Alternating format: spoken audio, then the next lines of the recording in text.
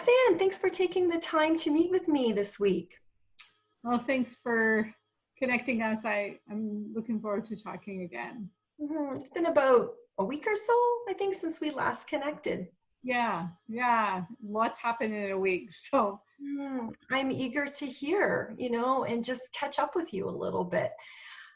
Roxanne, if we should lose connectivity for any particular reason, if you just re-click on the original Zoom link that I sent you for this conversation, we should come right back together onto this call. Okay. Now, if for some reason technology is not being our best day today, then I will call you. I will just call you and we will either continue our conversation on the phone or we will troubleshoot what's going on virtually. Oh, okay. That's good to know. Thanks. I'll make sure I turn on my phone then. Okay, thank you. The other thing that I had just wanted to share with you, just to ensure your comfort level throughout this call, Roxanne, please don't hesitate to stretch, move around, do whatever you need to do to practice good self-care. I know for some people when they're at home, they like to wander when they're talking, they like to stretch, so just please ensure you're practicing good self-care. Right. Roxanne, would it be okay if I gave you just a brief overview of what potentially we could be using our time for today? Yeah, no, that would be helpful. Okay, so I thought that we could start with a little bit of a check-in. You've already shared that lots has been going on, so I would be eager to hear a little bit about what's been going on for you.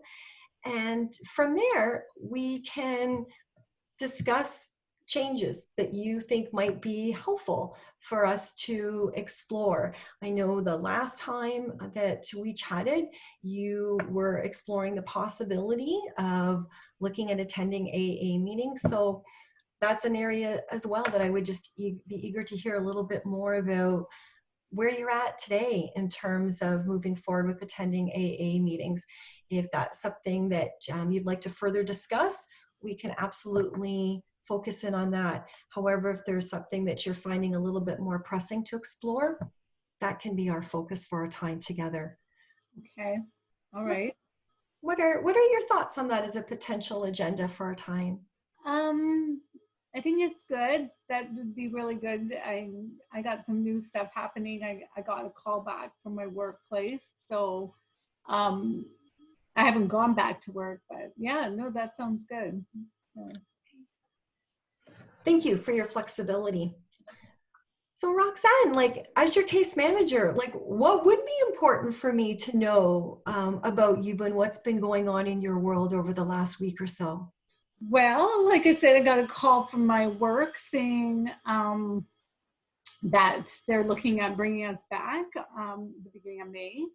And I'm pretty excited about that because I, like, as much as I appreciate getting a hand up right now financially, I want to go back to work, and that's what I got to do, and I just want to get my life back, get into that routine that I had before. Mm-hmm. That workplace and the work that you do as a machinist, which you had shared last time, has always been a huge part of your world. And it's something that you've been anxious, to kind of get back in the saddle, get that routine, get that structure. Yeah, I have. I don't feel anxious, I guess, but I feel more anxious about being at home and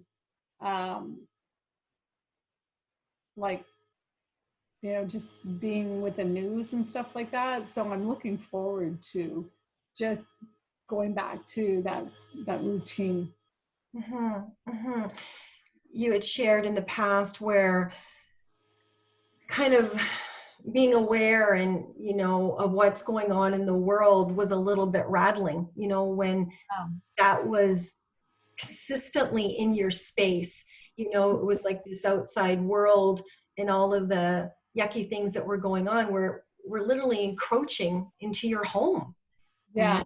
and just to be away from that and Yeah. be able to get Yeah. to, I need to, yeah, I need a different scenery. This is not good for me to just be in the house all the time. And I mean, before, I guess I was in the house, but it was by choice. And then now, when you know, like, you got to be in here and there's something dangerous going on out there, that's just not good for me. And it just, I don't want that. So I'm just looking forward to just going back to work and having that routine. And I think I appreciate my job more than I ever. Before, you kind of get tired, I guess, and you think like, oh, I just wish that you can have a holiday for a long period of time, and then when you have all that time off, um, it's at least under these circumstances, I'm not enjoying this at all. it's almost been a little bit of an awakening for you as Yeah, just to how much this job truly means to yeah, you and what it brings to you in your life. yeah, exactly. Yeah, no, that's exactly right. Thank you for sharing. Roxanne, I'm I'm wondering if it would be okay if I just did a little bit of a recap in terms of our last conversation, just to ensure that I haven't forgotten anything and that we're on the same page. Sure. Hmm. The last time that you were in, you had shared um, about your job and just how much your job means to you, and how, in regards to your job, you had been given um, some warnings, that you had been written up, I believe is what you had said, and that going forward in your job, the company was expecting you to be at work and not be under the influence. Yeah. In terms of what you had wanted to explore with me, you had said that it may be important for you to explore the possibility of starting the process of attending AA meetings. You felt that this would support you being able to maintain that job that you have worked so hard to be successful with. Yeah, I did. Yeah, exactly. That's you said it well. That is our dog. Yeah. Okay. Yeah. I'm just curious where you're at today in terms of this whole idea of moving forward and starting to attend AA meetings. Um, well, I want to keep my job, and I want them to know that I am taking it seriously, what they said about I need to be sober at work. And I get that. And I've had a lot of time to think about that. Um, so when I was talking to you, I was deciding whether I wanted to do AA. Mhm. And I did find a meeting, and um, I connected virtually. So that was a little bit different, just like what I'm doing with you, but there were a lot of more people on the call. So that was actually easier for me than to have to go and do that in person. So I did go. You were proactive, and stepped outside of your comfort zone and took that first step in terms of just being part of a body of individuals that all share the same goal, moving towards sobriety. Yeah, it was um, it was different. It was uh, I don't know if I want to go back. Mhm. Yeah, I don't know. I'm not too sure. It was definitely different. Um, Probably a little bit more than I'm comfortable with. Like, I'm not used to talking to a bunch of people about my life, and these are people, they don't even know me, and I'm just jumping in and hearing their lives, and that was just wow. Sounds a little bit like it was baptism by fire. Yeah, it was a bit, yeah, like you're talking to people that you don't know, and telling them like stuff that you don't even tell your kids or your You know, like I don't talk about this with anybody, and then I'm just talking to a bunch of strangers for the first time. It just felt really uncomfortable. Um, like I didn't really say much anything, but like other people did, and I was just like, I don't even know you, and you don't know me, and yeah, it just was really weird. Sounds like you were taken back a little bit, that it was quite surprising to you in terms of just how raw, people were in terms of what they were bringing forward. Yeah, it's a bit like where you know that expression you say TMI. Yes. TMI. It was just like, okay, you know, I don't know, like I need to ease into it. Mhm. Mhm. I'm wondering, Roxanne, what your thoughts would be in taking some time today just to explore this a little bit further with you in terms of just the whole idea of just attending these AA meetings. Yeah, no, I could talk about it for sure. Yeah. Roxanne, we've dedicated about an hour, for our visit today.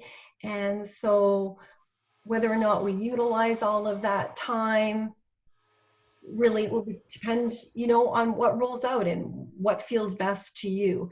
But just so that you're aware, we do have an hour dedicated for our visit today. Okay. Roxanne, I'm just wondering, if what are your thoughts like today in moving forward, to these AA meetings? You've shared a little bit in terms of, felt a little bit raw, this whole idea of too much information.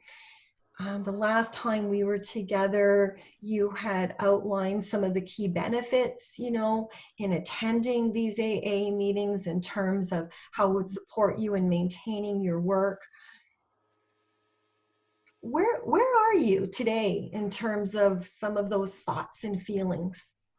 Um, well, I know that I don't want to keep my job. Like I know that, and I hate that there's so much like writing on it. Like I want my job. I don't want to lose my job. I need my job. Um, but at the same time, like I feel so much pressure because they said I can't go to work again. Like that's it. Um, Having used alcohol, and I don't think I could not use alcohol for that many hours. It's like there was this pressure to begin with when we talked last week. There was already this pressure coming from the company, when you come back to work, make sure you're not under the influence. And now this just got real because Yeah, start date. And so the pressure is coming on thick. yeah, it's mounting, and I don't know what's going to happen because I'm going to go back to work, and they expect that, like, either you're on board and this is the expectation, you're not drinking. And I get it. Like, you can't be a machinist and be drinking, it's dangerous. At the same time, I don't know if I can stop drinking. Mhm. You're well aware of the clear boundary that the company that you work for has laid out in terms of what you need to do if you want to be part of their crew.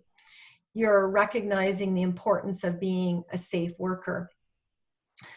Yeah, yeah, I do. And I know like safety is important to me, but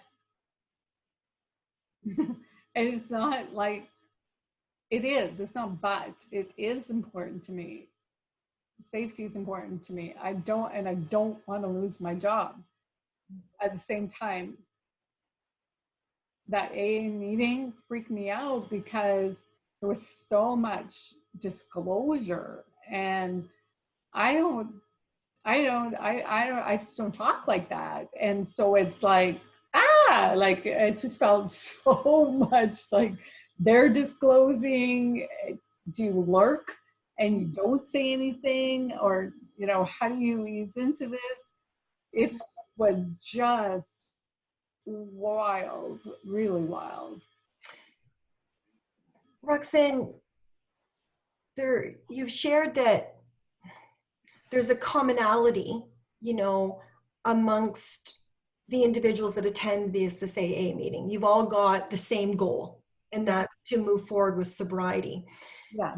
There's this part of you, though, that feels potentially a little bit like a square peg in a round hole, because you're thinking, I don't share like that. I'm a little bit more private. I, I'm wondering what you think it may have been like for those other individuals when they first started attending AA. Well, some of them might be just really chatty and can tell anybody anything, just like, you meet people on the bus, you meet people in doctor's office, and they're telling you all sorts of private stuff. And it's like, do you have a filter? Like, do you know, like, just, don't talk about that. You don't know this person. Where is this information going to go, So I think some people just don't think like that. Mm-hmm. And, where I grew up, in my home, we didn't talk about our feelings. My parents didn't even say, like, I love you. They didn't talk like that. So to me, I just feel like it's a bit weird when I'm around those kind of people, but maybe there's other people. I know I'm not the only one who grew up in a home where parents, didn't really share emotions. So you're aware of the fact that not only is there a diversity, like we talked about last week, not only is there a diversity of different walks of life and professions that attend this particular group, there's also a diversity of temperaments that may bring different things to the table at the meetings. Yeah, I forget about that diversity. I guess I just got focused on the people who were just sharing everything. Not everybody was talking. Not everybody was. I just was blown away by the ones who were. And I forget about that there was other people there, and it is diversity, which is what appealed to me, that it's just all different, like lawyers or whatever. You could be a professional and you can still be having a drinking problem, Mm-hmm. So you had your chatty Cathys, you had your diversity of different individuals, including some of those more quiet participants in the group. Yes. And that's like, I want to ease into it. And I guess I was thinking everybody else is easing into it, but they've been together for so, like, some, been there 10 years, but maybe the quiet ones also have been there 10 years and they're still more quiet, they don't have to talk. And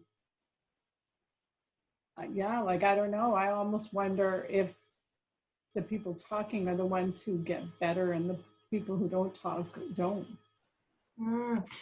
You're wondering how these individuals potentially have been able to work on their sobriety if they're not actively participating. Yeah, exactly. Like, if I don't open up, I'm worried that I'm going to keep drinking, and the only way that I stop drinking is if I open up, but that's seems like huge. It sounds like there's something within you that's potentially kind of gnawing at you, that feels that you as an individual may need to share a little bit more on your road to sobriety, like to support you on your road to sobriety. I don't know. Maybe. Roxanne, Yeah, maybe. What you shared quite a bit about this, and you've used the term a couple times, kind of ease your way, like, into into these groups. It's like you've gone to the group, and you said that you feel this would be helpful to you. However, you're trying to find your little niche, your little spot within the dynamic of this group. And I'm wondering what your thoughts are in terms of what would be helpful to you to support you easing into the group. Um, I guess just knowing that I can be myself and not have to be one of those blabbermouths. Like I don't want to be like them. I don't want to change who I am to be sober. Like just because I drink alcohol or not drink alcohol doesn't mean I'm going to be a blabbermouth. You want to be authentic to who you are. Yeah. You want to be transparent, and you want to be genuine.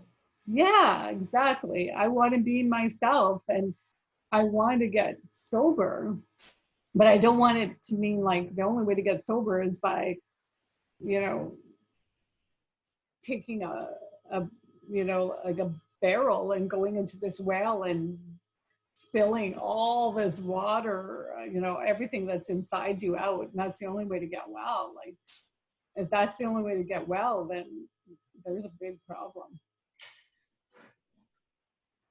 What do you think that you might be able to do to gain a better understanding in terms of almost like what the expectations of this group are? Because it kind of sounds like that's what you're teetering with. Like, what are the expectations of this AA group, and how do I find my groove? Yeah, I think that's it. Like, and I actually heard, well, I didn't hear, I read when I looked it up online, that sometimes it takes a few group, like few, you go to a few places before you find the right group for you. Mm-hmm. And I read that. They didn't say that at the beginning. And this group just sort of just dived right in. And like I said, it was just so oversharing. They didn't really explain anything at the beginning. And I think it would be good if I just kind of, like, I don't know if you've ever heard this word, but like a culture, like there's at work, we got a culture that you work even if you're sick, like there's these different cultures, and maybe there's a different culture in different groups. Mm-hmm. And I don't even know what this culture is because nobody explained anything to me or to like just set it up. So it was just like as a group getting together of buddies, and they just like, oh. Mm. So maybe it'd be helpful to just not go back. So there's this part of you that has experienced almost like culture shock Yeah. in attending this first AA meeting. And then there's this other part of you that received this knowledge by looking on a website that sometimes it takes a little bit of time to, I'm going to use the word, if I may, acclimatize yourself to this new group setting. Yeah, I guess so. Or that different groups just have different flavors of cultures, maybe. Got to find the right one for you. So I'm curious, like, what would support you in finding the right flavor for you if you were to consider going back to this group, or potentially you even said yourself, like, this particular group has its own flavor? Well, I think I'd like to talk to somebody, maybe just say like that I was uncomfortable by that, like just the oversharing, like it was just Like there was, like, is that how it's expected to be every time you go? Is there, do the quieter ones get a chance to talk, or is it going to be always that, that same group and they just share? Like, I'm not somebody's therapist. Like, so I think maybe just talking to somebody and saying, like, what's this group about? um, might be helpful for me. This is my first time, like I've never been to AA. I didn't know what to expect. And again, it's different because they've never done it online like that. So, I think it's very different for everybody right now. And they're probably didn't think about, just sharing about stuff. But I think maybe it would be helpful to talk to them. It also might be helpful, I don't know, maybe to do some comparisons, maybe to go somewhere else, try that, and then just go, okay, is this what AA is like? And if it is, like, is it for me? But, and at the same time, I don't have a lot of time to waste. You're wanting to get the most bang for your buck. Yeah. So to speak, right? And you're recognizing that everything's new. So this group was new. You recognizing that it was new for them to do it virtually. Yeah. And you're recognizing that the potential structure of the group may or may not have been off due to this new way of communicating virtually. Yeah. And what would be helpful to you is to find out a little bit more about what are the group norms. Yeah. Yeah. Like, what's normal here? Yeah, that's right. Yeah, that's exactly it. Like, what is this, like, what is it? And, how, and does that feel comfortable for me? And is it like that every AA place? Like, is the Sunday meeting groups like that?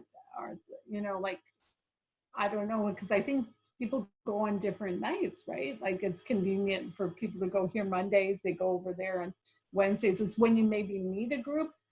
I don't know. It's all just so freaking new. And it feels like kind of like when you go to kindergarten and you've only been at home with your parents, and then now you're having to go out there and, like, do you go to your locker between, like, here, do you go get, I just want to get my blanket. You're wanting to find some firm pavement. Things have been rocky, if you will, due to the whole, coronavirus and the isolation. And, it's just, you're just looking to find some sort of safe zone, where you can feel like you're walking on some concrete, rather than those rocky roads. Yeah, it is. And it's like, I don't really wear heels, but it's like walking on the rocky roads in heels. And I don't have any experience with that. And I just feel like if I don't, like, I need my job. I want to go back to work. I don't want to mess this up. And at the same time, it just doesn't feel right either. Roxanne, you shared that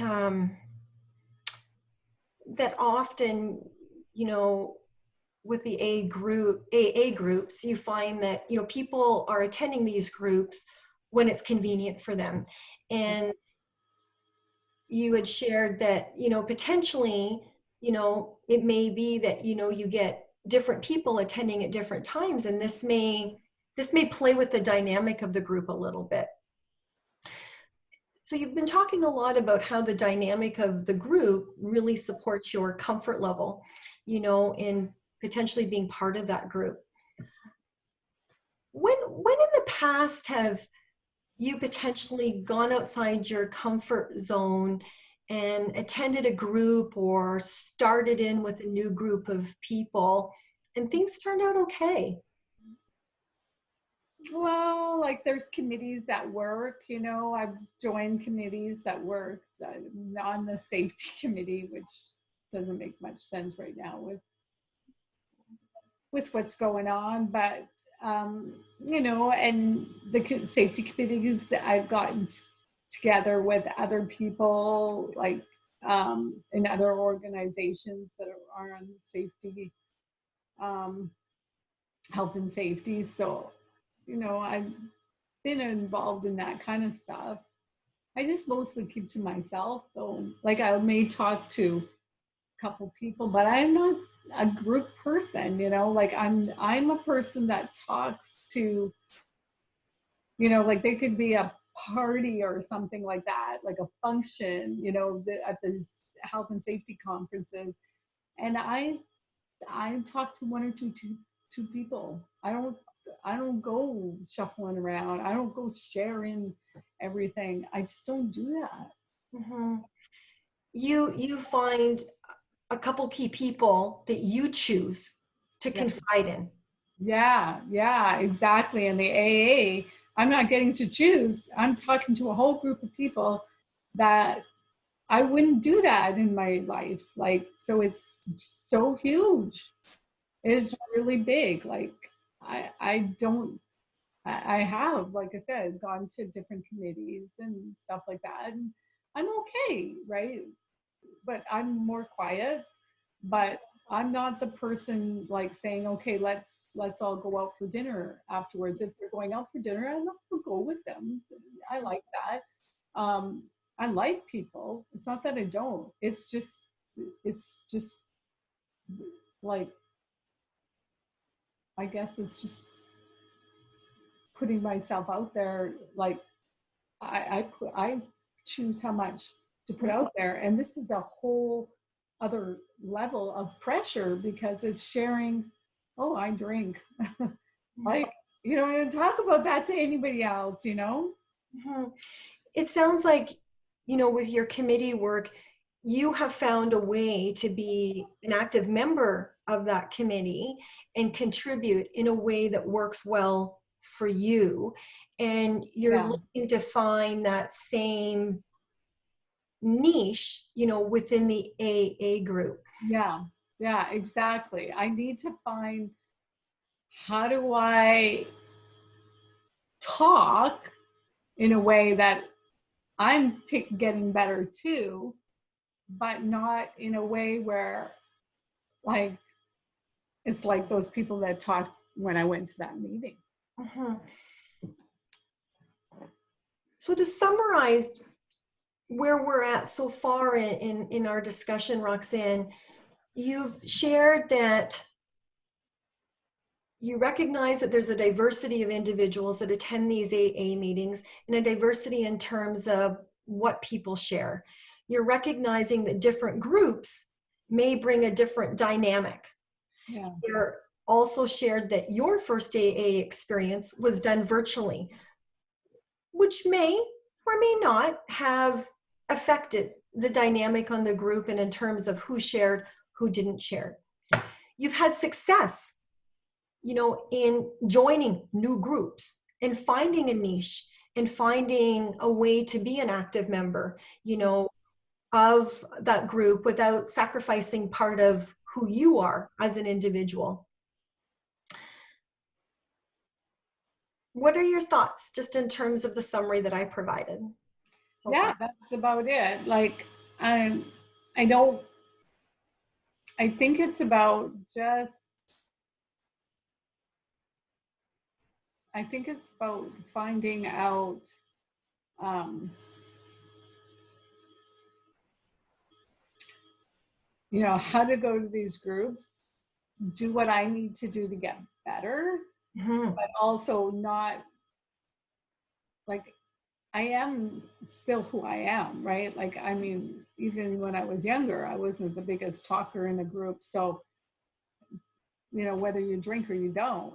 So I need to find a way to be there and to feel comfortable. And I think that's what this is about for me, is I just need to be comfortable in being myself, whether, you know, people are oversharing or not sharing. It's a whole new level of going to, you know, groups, if you will, um, and finding out, like, or finding like a place where I feel comfortable enough in this. And if I don't, then I need to find something else that works better for me.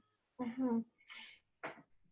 I remember the last week when we talked, you had shared a little bit in terms of the hard work that you had put into becoming a machinist, and how, you blazed a trail really, for yourself as a female in becoming a machinist. And you kind of found a way into that group, that group of men who, often would do that type of position, Yeah. and how it was really important for you as an individual, to not have that work role tarnished, but just to be really appreciated and keep a good reputation, as a machinist in the organization. And if I may, Roxanne, it almost appears a little bit like, in terms of your role within this potential group of being part of an AA group, you too want to be seen as that contributor, someone that brings something to the table. And you're wanting to ensure that, just as at work, you're meeting those expectations and you're upholding your end of the bargain, that's what you're wanting to ensure that you're looking for here too. I don't know if I want to uphold my end. I don't think it's like that so much. I feel more it's about I want to do what I need to do to be to get sober. And I don't like I don't want to feel it's not about I have to contribute so much as what do I need to do to get sober, and do that in a way that I'm comfortable in not losing who I am. Whether like I'm not the biggest talker, but I can like find a way to be comfortable and be comfortable hearing other people's story too. More like that. Just comfortable in the space. Yeah, I want to be comfortable in this space. I want to be able to not lose me, like because I'm not the talker. I'm the listener, and but at the same time, knowing I have to do some talking, not for other people, but for myself. Mhm. Mhm. To move forward with your sobriety. Exactly, because me sharing is going to help me um, be sober. Otherwise, what's the point in going? It's not to hear other people. I can sit there and listen to other people talk about their alcohol on YouTube or something, but it's about me sharing my part of what I need to share, and I don't know what that part even is, but I need to do it in a place that I can feel comfortable, Mhm. and this does not feel comfortable. You're aware that there's something about these AA meetings that works when people Yeah. share their story. Yeah, and I like it because it has this faith component, which is important to me. So I like that, and I realize that a lot of people get sober there. Like it's working. So what is it about it that makes it work? Maybe it's being very, very, very, very um, transparent, um, or, or is it? I don't know what it is. I want to find out. I do, but I need to find out in a way that works for me to share the way I normally talk and be with people. Mhm. I don't know. So new. It's all new. It's all new. The first meeting that you attended, everything was new. Yeah. Including, it sounds like for many of them, was a little bit new too with this Yeah. virtual platform. Yeah. Roxanne, you had shared that, AA, the whole essence of kind of what it's about seems to resonate with you, including the faith component. That the first meeting that you attended, you're unsure if that's the normal dynamic, but it sounds like you're also curious about what other potential meetings may have to offer.